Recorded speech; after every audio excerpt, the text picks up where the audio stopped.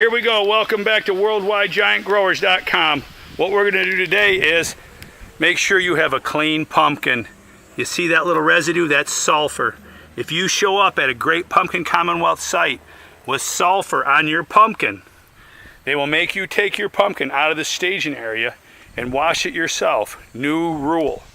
So, Jackson, we're going to scrub this pumpkin down. What do you got, Jack? We got soap, soapy water. Yeah. When's the last time you gave your pumpkin a bath? We're headed to the Michigan State Fair today, so we're washing all the sulfur residue from our little healing spots, and we're going to cut off the little root. Blame it all on my root. She showed up in boots and ruined my blue ribbon affair. So hey, just a heads up, man. Make sure your pumpkin's been washed. Don't you grow no dirty pumpkin. All right, join us, WorldwideGiantGrowers.com and Mark's Mixes. And keep it a secret, but go tell a friend. Mark's Mixes are on fire. All right, Jackson, you're doing a good job. Scrubbing it up, dub. 3 pumpkins in a tub.